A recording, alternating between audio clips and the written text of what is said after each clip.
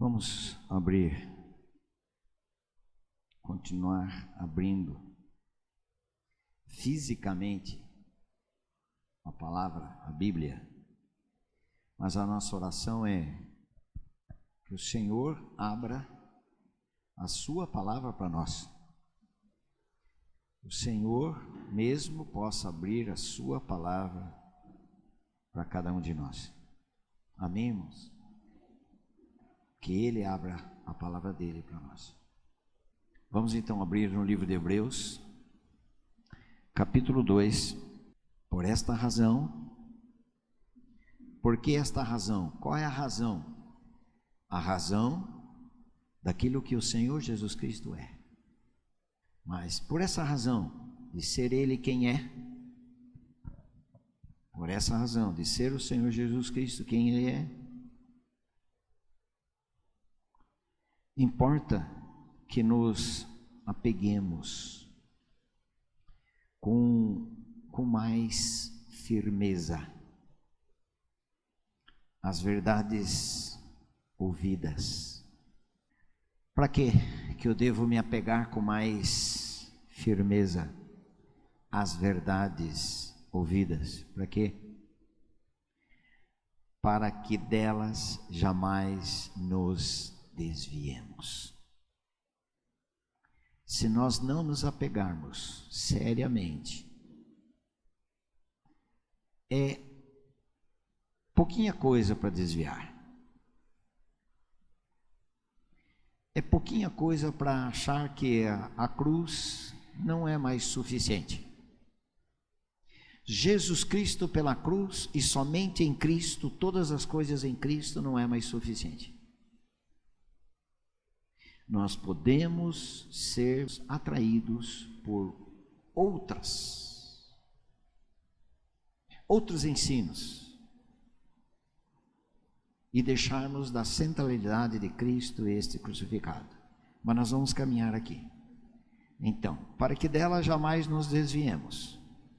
Versículo 2: Se, pois, se tornou firme a palavra falada por meio de anjos, e toda transgressão ou desobediência recebeu justo castigo, como escaparemos nós? Se os anjos receberam justo castigo, como escaparemos nós? Quem é esse nós? O povo de Deus. Aqui os hebreus, era o povo de Deus. Nós fazemos parte desse povo de Deus. Quem faz parte do povo de Deus? Todos os que foram regenerados, nascidos do Espírito, nascidos de novo. Fazemos parte do Israel de Deus, do povo de Deus.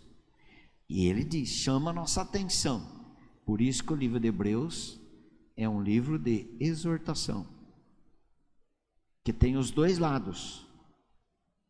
Vai chamar nossa atenção, vai nos corrigir, mas também vai nos encorajar. E o que ele está falando aqui? Chamando a nossa atenção e nos encorajando, dizendo, como escaparemos nós, se negligenciarmos tão grande salvação? A salvação é tão grande quanto o Salvador, e o Salvador é tão grande quanto a salvação, a qual, tendo sido anunciada inicialmente pelo Senhor, foi-nos depois confirmada pelos que a ouviram. Essa plena salvação, essa poderosa salvação. Vamos lá no livro de Lucas 1:69, Lucas também cita essa questão desta salvação tão grande, tão poderosa. A salvação, irmãos, não é qualquer coisa. A salvação não é ter nos tirado, entre aspas, do mundo e nos colocado dentro de uma igreja, de um sistema, de um de um sistema padrão. Salvação não é isso. Salvação é muito além disso. E nos suscitou plena e poderosa salvação na casa de Davi, seu servo. Plena e poderosa. Por que essa salvação é tão poderosa?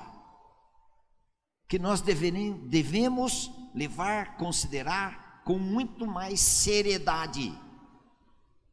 Porque ela trata do espírito, da nossa alma e do nosso corpo.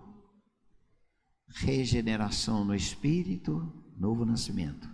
Santificação da nossa alma, tornar-nos parecidos com Cristo. E glorificação do nosso corpo. É plena e poderosa a salvação.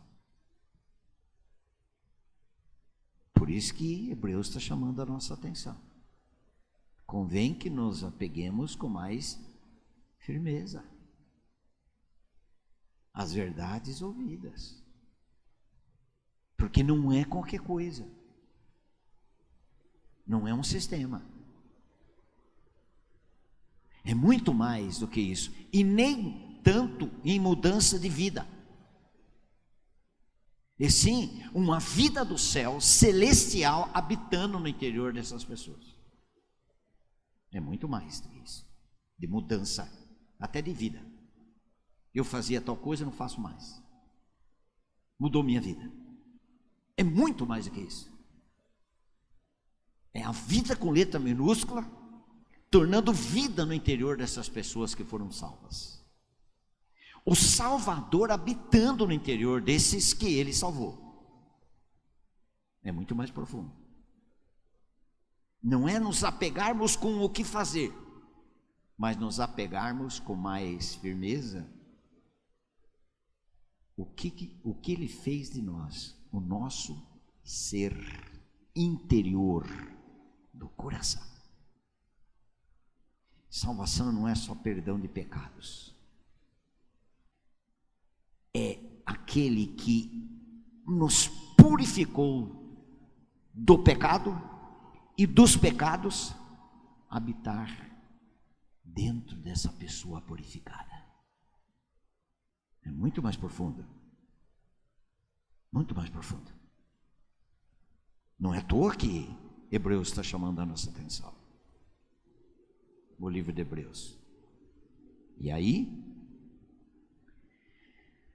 vamos repetir, a salvação ela é a regeneração no espírito, santificação na alma e glorificação no corpo. Não é salvação só tirar a gente do inferno e colocar no céu. Muito mais do que isso.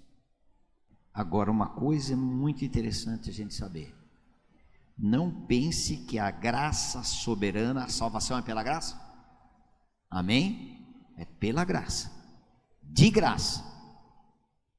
Não pense que a graça soberana estará separada da responsabilidade do homem. Fazer o quê, né? Estou aguardando aqui, né? Estou aguardando Ele me salvar, Ele mudar a minha vida. Não esqueça que Ele já fez. Nós vamos responder a Ele, por não termos respondido toda a graça que estava nos favorecendo, mas nós não respondemos adequadamente. Nós vamos assumir essa responsabilidade. Por isso que essa frase é tão interessante. Não pense que a graça soberana estará separada da responsabilidade do homem. Eu sou responsável, porque eu não oro, eu não leio a palavra, eu tenho tempo para tantas coisas, mas para Deus não. Eu sou responsável. Por que a minha vida espiritual não progride? Porque eu não amo o Senhor como deveria amar. Como eu não sou tão querido dele como deveria ser, eu sou responsável por isto. Ele já se manifestou cheio de graça e de verdade. Ele já se manifestou o Deus que totalmente favorece os seus em todos os sentidos. Por que eu não estou? Ele já nos tem nos abençoado com toda a sorte de bem espiritual nas regiões celestiais em Cristo. Já não tem? Não tem. Por que a gente não desfruta? Porque ele não quer? Não, ele já nos tem favorecido. Aí entra a nossa responsabilidade. A nossa responsabilidade. Nós vamos responder sim, irmãos. Se não reagirmos à palavra que nos tem falado, nada será reproduzido em nós. Se nós não reagirmos. Quantos grupos gostam de reunir, aprender, estudar? Aqui em Sorocaba tem um grupo, pelo menos que eu conheço. Estuda, vê cada assunto maravilhoso. Eu quero aprender, quero anotar, eu quero saber isso, saber cada mensagem. Mas e o responder? Está gerando vida? Se não estiver gerando vida, não está reagindo, enchendo de conhecimento, mas não de vida, que deveria essa palavra produzir. Mas por que não produz? Porque a pessoa não submete à ação, o tratamento desta palavra. Muitos se alegram, mas não produz. Que palavra maravilhosa. Vocês não conhecem alguém? É só a mensagem da cruz, do novo nascimento mesmo. Esta palavra é maravilhosa. Eu gosto demais desta palavra. Aí você conhece o dia a dia da pessoa. Você diz, não frutifica. Porque Deus não quis frutificar na vida dessa pessoa. O Senhor já enviou a palavra. A palavra já foi manifestada. Já chegou até nós. Essa palavra, essa verdade. Está faltando em mim. Está faltando em mim. Ele vai produzir em mim o querer e o efetuar. Vai produzir. Mas ele não vai passar por cima do meu querer. E eu posso não querer. Por isso que esse livro de Hebreus chama a nossa atenção. Convém que a gente se apegue com mais firmeza às verdades ouvidas, para que jamais nos desviemos. Pode desviar aí? Pode. Quantos aí que nós já conhecemos, principalmente os mais velhos aqui, essa mensagem do novo nascimento explodiu aqui em muitas vidas aqui nessa região, Piedade, Sorocaba, Votorantim, uma época onde vocês falavam que vinha o grupo Shalom, 300 jovens, 400 jovens, muito juventude. Alguns líderes não queriam, a liderança não queria, mas muitos um bom tempo reproduziram. Mas daqui a pouco parou de ouvir, foi substituído por outras coisas. O que acontece? Pode acontecer conforme Mateus 13, versículo 21. Mas não tem raiz em si mesmo, sendo antes de pouca duração, em lhe chegando a angústia ou a perseguição por causa da palavra, logo se escandaliza.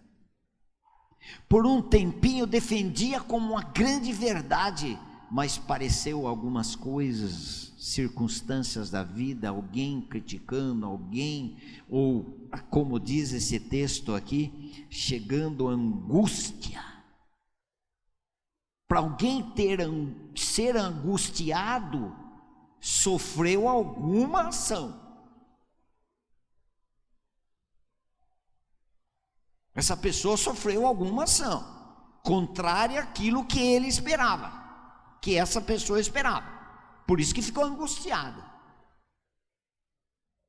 E todos nós estamos sujeitos. Aqui nós passamos no Evangelho da Cruz tempos de angústia. Por minha parte de muitos daqui, nós passamos. Mas aqueles que perseveraram.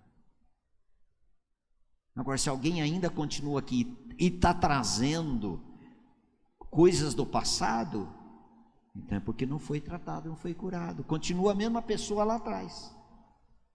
Não houve cura, continua com a mesma doença. Não é? Mas olha aqui a palavra, chegando a angústia ou a perseguição. É só vocês, só o novo nascimento que salva, vocês estão por fora. É só a obra da cruz que salva. É uma perseguição das mais horrendas, mais sutis que possa uma pessoa sentir. É só essa a mensagem. Não tem jeito. Deus salva a pessoa de outro jeito. Vocês fecharam só com... Isso é uma perseguição. O que essa pessoa está... E às vezes pode até individualmente, pessoalmente, a gente ter esses questionamentos, sabe? A gente ficar particularmente, fala, mas que coisa, será que eu estou certo mesmo? Rapaz, olha a multidão aí, olha pessoas de nome, respeitável, olha, eu acho que eu não devo estar certo. Essa turma deve estar certa. Pode ter essa questão individual e pessoal? Perfeitamente. Perfeitamente. Só pensa que é só por isso? É só isso daí, sim. Não tem salvação em nenhum outro. Que se tornou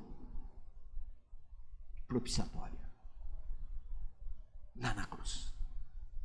Lá foi o lugar de encontro do pecador e Deus, quando Jesus atraiu esse pecador.